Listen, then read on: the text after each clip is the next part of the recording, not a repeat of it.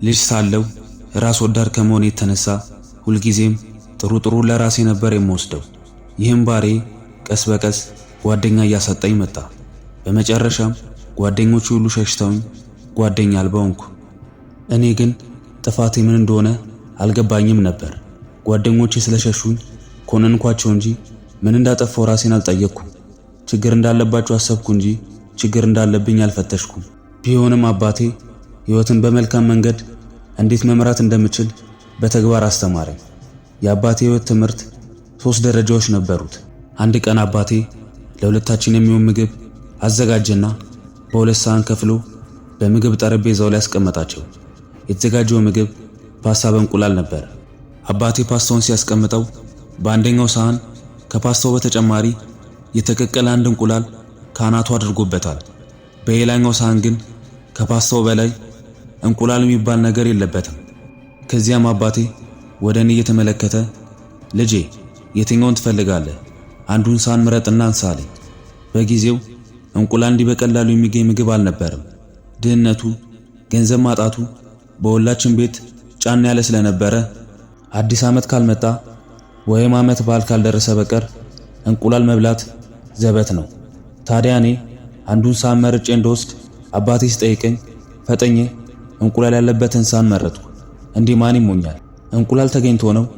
በሰዓቱ እንቁላል ያለበትን ሳህን ሳነሳ ቅንጣት ያህል አላመነታውም ነበር። ደስ እያለኝ ፓስታውን በእንቁላል መብላት ጀመርኩ። አባቴ ሁለተኛውን ሳህን አንስቶ መመገብ ሲጀምር ግን አይኔን ማመን አቃተኝ። አባቴ ከሚበላበት ሳህን ውስጥ 2 የተቀቀሉ እንቁላሎች በፓስታው ተሸፍኖ ኖሯል። አቤት እንዴት እንደተናደድኩ ቆጨኝ። በጣም ቸኩዬ በመወሰኔ ራሴን ወቀስኩ። ምናልባትም በሕይወት ዘመኔ እንደዚያ ቀን የተበሳጨሁበት ጊዜ ያለ አይመስለኝም። ይህን ጊዜ አባቴ እየሳቀ የኔ ልጅ አይኖች በሚያዩት ነገር ሁሉ እውነት እንዳልሆኑ መቼም እንዳትረሳ፣ ደግሞ ሰዎች ላይ ብልጣብልጥ ለመሆን ስትሞክር ትጎዳለህ አለኝ። በሌላ ቀን አባቴ በተመሳሳይ ምግብ አዘጋጅቶ ሲያበቃ እንደተለመደው ፓስታውን በ2 ሳህን አቀረበ። አንደኛው ሳህን አናት ላይ አንድ የተቀቀለ እንቁላል አስቀምጦ በሌላኛው ላይ ግን ካናቱ ምንም እንቁላል አልነበረውም።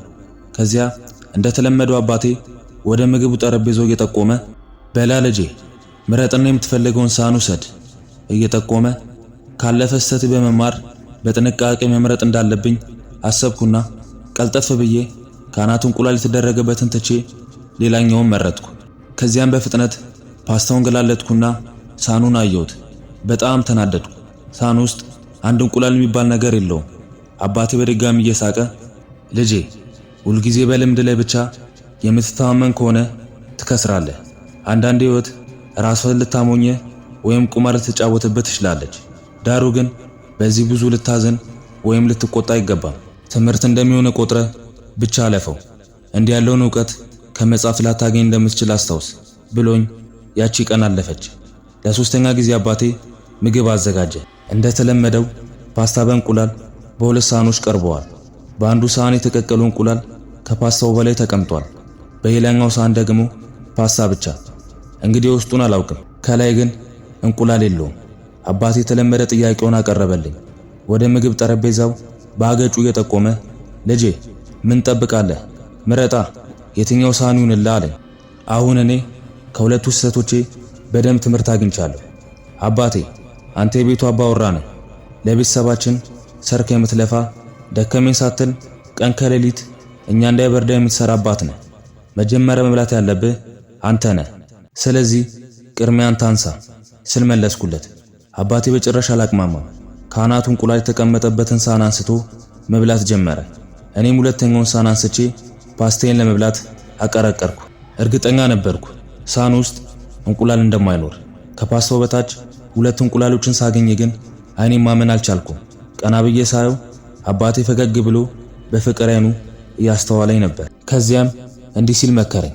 የኔ ውድ ልጅ ለሌሎች ሰዎች መልካሙን ስታረግ ተፈጥሮ ራሷ መልካሙን ወደ አንተ ታመጣለች።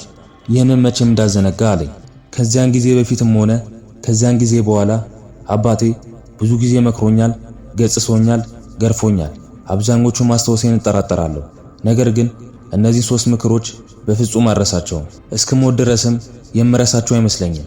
እነሆ ሕይወቴን በዚህ ምክር ምክንያት የተስተካከለ ሆኗል።